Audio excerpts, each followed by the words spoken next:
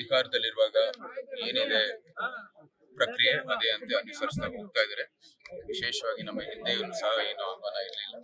ಇಲ್ಲಿ ಸ್ಥಳೀಯರು ನಮ್ಮನ್ನ ಆಹ್ವಾನ ಮಾಡಿದ್ರು. ಅದೇ ರೀತಿ ಇವತ್ತು ಸಹ ನಡೆದಿದೆ. ಅಧಿಕಾರದಲ್ಲಿರೋರೇ ಭಾಷಣ ಮಾಡೋದು. ಸಮಸ್ತ ಕನ್ನಡಿಗರು ಅವ್ರನ್ನ ಆಯ್ಕೆ ಮಾಡಿ ಆ ಸ್ಥಾನಕ್ಕೆ ಅವ್ರಿಗೆ ಕೂರಿಸಿದ್ದಾರೆ.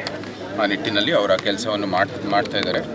ನಾವು ಸಹ ಏನು ಸ್ಥಳೀಯರು ನಮಗೂ ಕೂಡ ಕರೆದಿದ್ದಾರೆ, ನಾವು ಕೂಡ ಬಾಗಿನ ಅರ್ಪಿಸಿದ್ವಿ. ಇದರಲ್ಲಿ ಏನು ಅಂದರೆ ದೇವರ ಒಂದು ಕೃತಜ್ಞತೆ ಸಲ್ಲಿಸುವಂಥದ್ದು ಕೆಲಸದಲ್ಲಿ ಏನು ರಾಜಕೀಯ ನಮ್ಮ ಕಡೆಯಿಂದ ಆಗಲ್ಲ. ಹೌದು, ಅದು ಎಲ್ಲ ವರುಣನ ಕೃಪೆ. ಆ ತಾಯಿ ಗಂಗೆ, ತಾಯಿ ಕಾವೇರಿ, ಏನು ಇಲ್ಲಿ ಸ್ಥಳೀಯ ಏನು ನದಿಗಳಿದ್ದಾವೆ, ನಮ್ಮ ಏನು ಇಡೀ ನದಿಗಳಿಂದ ನಿರ್ಮಾಣ ಆಗಿರುವಂಥದ್ದು ಭಾರತ. ಸಪ್ತ ಸಿಂಧು ಅಂತ ಕರಿತಾ ಇತ್ತು ನಮ್ಮ ಭಾರತ.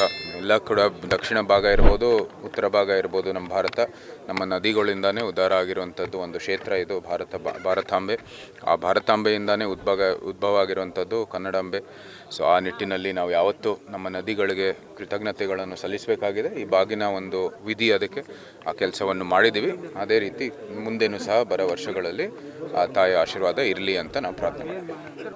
ಒಬ್ಬ ಏನು ಹೊಸದಾಗಿ ಆಯ್ಕೆಯಾಗಿರೋ ಸಂಸದರಾಗಿ ಏನು ಪಕ್ಷದ ಒಂದು ಕಾರ್ಯಕರ್ತರಾಗಿ ತಮ್ಮ ಚಟುವಟಿಕೆಯನ್ನು ಮುಂದುವರಿತಾ ಇದ್ದೀವಿ.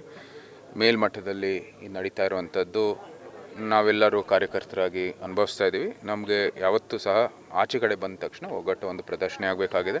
ಏನೇ ಇದ್ರೂ ಸಮಸ್ಯೆಗಳು ಪಕ್ಷದ ಒಂದು ಚೌಕಟ್ಟಿನಲ್ಲಿ, ಪಕ್ಷದ ಒಳಗಡೆ ಅದರ ಚರ್ಚೆ ಆಗಬೇಕಾಗಿದೆ. ವ್ಯತ್ಯಾಸಗಳನ್ನು ಬಗೆಹರಿಸಿ ಮುಂದುವರಿಬೇಕಾಗಿದೆ. ಈ ನಿಟ್ಟಿನಲ್ಲಿ ನಮ್ಮ ನಾಯಕರು ಎಲ್ಲ ಮುಂದುವರಿತಾ ಇದೆ. ನಮಗೆ ಸಂಪೂರ್ಣವಾದ ವಿಶ್ವಾಸ ಇದೆ. ಏನೇ ಇದ್ದರೂ ಅವ್ರು ಬಗೆಹರಿಸ್ಬಿಟ್ಟು ಮುಂದುವರಿತಾರೆ. ಎಲ್ಲಗಳು ಸಹ ಅವರು ಬಗೆಹರಿಸಲಿಕ್ಕೆ ಕೂತ್ಕೊಂಡು ಮಾಡ್ತಾರೆ ಅಂತ ನಮಗೆ ಸಂಪೂರ್ಣವಾದ ವಿಶ್ವಾಸ ಇದೆ. ಎಲ್ಲ ಪಕ್ಷದಲ್ಲೂ ಸಹ ಇದು ನಡೀತಾ ಇದೆ.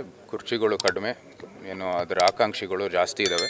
ಸೊ ಇದು ಸಾಮಾನ್ಯವಾಗಿ ಎಲ್ಲ ಕಡೆ ನಡೆಯುತ್ತೆ. ಯಾರಿಗೆ ಒಳ್ಳೆ ಸಾಮರ್ಥ್ಯ ಇದೆ, ಯೋಗ್ಯತೆ ಇದೆ, ಅವರ ಕುರ್ಚಿಗೆ ಬರ್ತಾರೆ.